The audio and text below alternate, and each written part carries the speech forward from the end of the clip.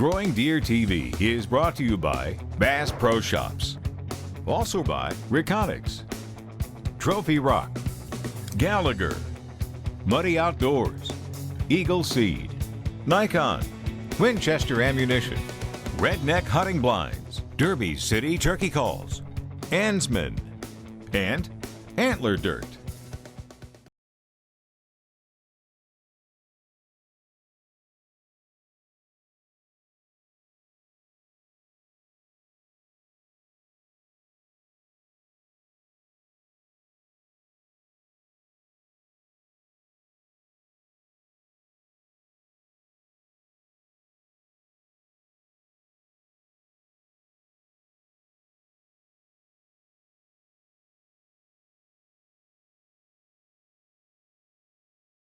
Was gracious enough to hold a deer steward course here in Branson.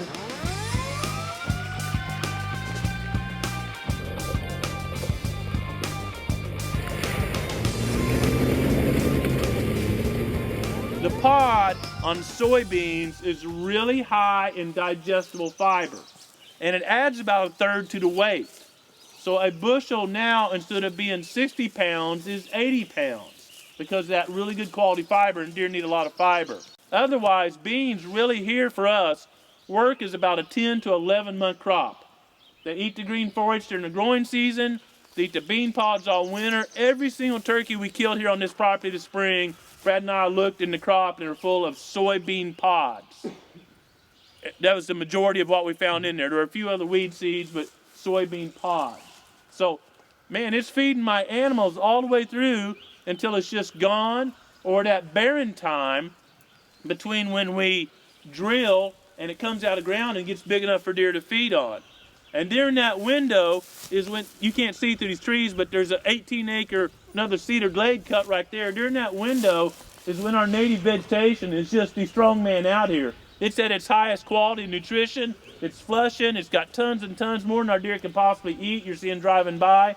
So we've got a great 12-month out of the year food system. And for antlers, for deer to express their maximum potential, maximum number of fawns, most milk, biggest antlers, they need maximum food 12 months a year. You don't want your deer, increasing in weight or health condition during the spring flush, maybe stabilizing during summer, and then coming down in that stress season, January, February, March, losing ground, and then regaining. That's what the New Zealanders taught me. They're all about growing the biggest antler they can, simply to harvest those antlers for velvet products. They want their deer growing, and at worst stabilizing, and then growing on up, not recovering.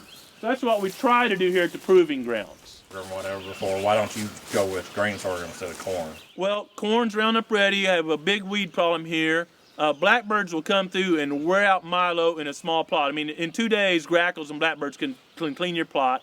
And the other thing is I don't really like milo. We're going to plant some milo this year just to try it again. We tried in the past, try it again. I keep trying to learn, but milo, deer don't touch the forage on it at all unless they're starving. So it's taking up real estate for months out of the year and doing you nothing but a little bit of cover. And then once deer get on milo or blackbirds, they tend to, unless it's a 40-acre ag field, they wipe it out real quick. Where corn grows up, makes pretty good cover, on the modern varieties of corn, the ear falls down, the sheath keeps the water off of it, it doesn't mold, and it will stay good until we destroy it the following spring. Milo is totally exposed. Now milo is super attractive to deer. So we're gonna plant, Brad and I are gonna plant a little bit in a couple of key places, just trying for an early season bow hunt.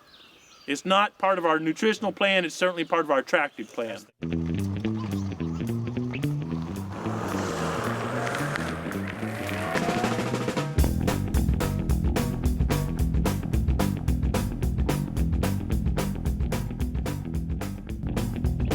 And the folks from Gallagher got a hold of me and said, we got something to keep deer out. And they told me about it. I said, I got to tell you, I've been a deer biologist a long time, and 2 feet is not, I can jump in. I don't think it's going to keep a deer out, but they come down and put one up for free. And right here's the first one we put up.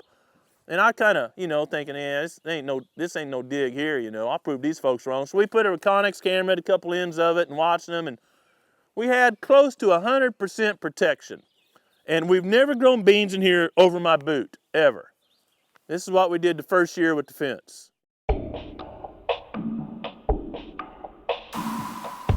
So we decided about late season, we just opened the gate. And it don't take many days, because deer at my place are used to eating soybeans anyway, for a deer to figure out that here's a hole and here's food when the food is getting kind of short other places. So we talked just about a patterning secret. You don't have to admit you need it, but if you got kids or older adults, certainly not you, and you want to get the deer bottleneck down where you can hit them with a bow or your kids can shoot them or something, I'm highly impressed with this little setup here where you can make a little hunting food plot, save your forage that normally wouldn't grow because of all the pressure they're bedding right there. Coming out, open that gate up at a time of year that's appropriate for your hunting. Just open that gate, already have your ground blind or tree stand in place, and that way you can get you a nice little 20-yard shot or something. We had a great tour with guys literally from Texas to Michigan and most states in between, about 50 guys, plus all my friends at QDMA, and we spent a lot of time looking at food plots and roads and the effects of prescribed fire and timber thinning. I lit this right here as a backing fire going this way, but when we had this 130 acres blackened, we set this over here, way over there as a head fire and let it rip through it because it couldn't go anywhere. This is all black, no fuel. So that flame hitting that right there was a lot hotter than this backing fire started off here. And the backing fire did not suppress the woody vegetation near as well as that major rager coming up this way.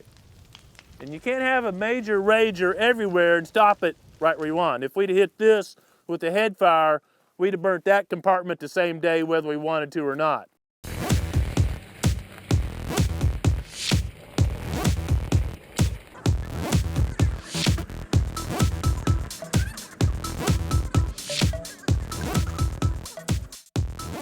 During the rut, deer are respirating a lot and they get thirsty. Bucks especially, mature bucks get thirsty.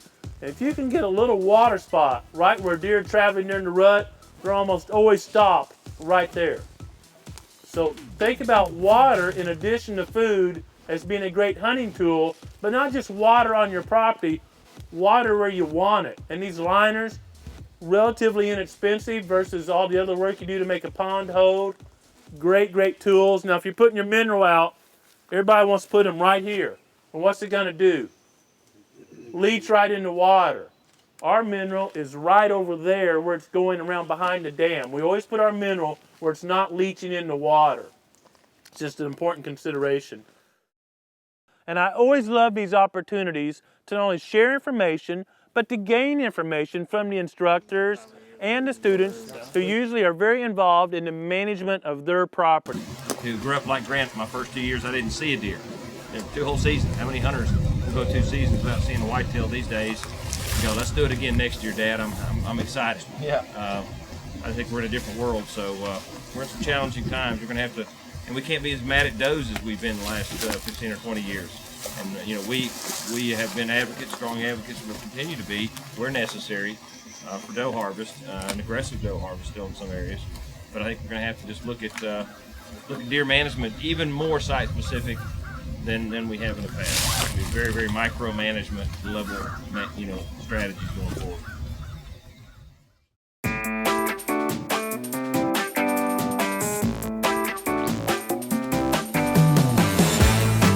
One, two, three. Although those tours are fun, we're right back to work.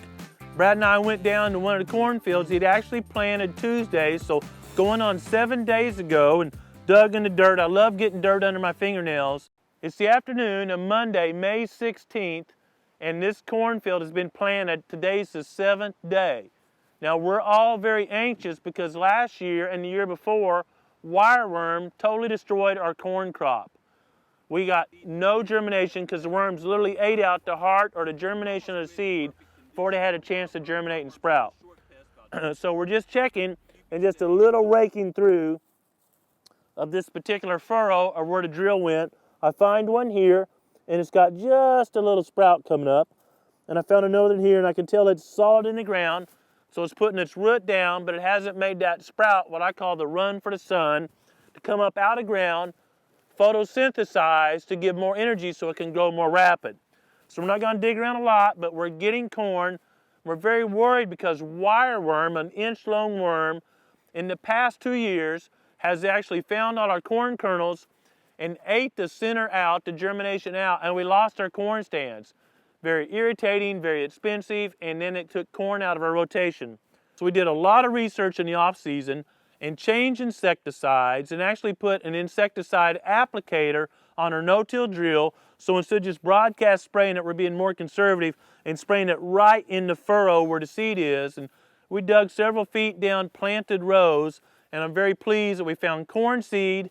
That's just a pus of fine seed that's germinating, and I think in a day or two we'll see those seedlings out of the ground, and I'm very excited about that. All right, another week, this will be different. Let's kind of remember where we were, and we may come back here. Hunter, look at that cedar tree. It's easy to get distracted by softball games and fishing and all the other stuff that comes with spring all throughout America. But it's really important to remember, just like here at the Proving Grounds, that planting and controlling invasive species and minerals out and early camera work and placing stands so they have time to settle down are critical to the success we have as hunters this fall. I mean, I'm a manager not only because I enjoy being out in creation, but I really enjoy participating in hunting where I have a better than average chance of succeeding and my children can see deer and we get to really bring it all full circle. I hope you have some time in your schedule to go to the property where you hunt, whether it's a friend's property or you own it, and participate in this important time of year so you have a more enjoyable fall and hopefully benefit from a healthier deer herd, which results in bigger antlers. Always remember that big antlers are just a byproduct of healthy does and fawns and an older age class of bucks on your property. Thanks so much for watching GrowingDeer.tv. How many people would like to learn my #1 secret about patterning deer? Well, forget that. That ain't gonna happen. I would share it if I knew it, but I'm not a very good hunter, so. Okay, so you coach.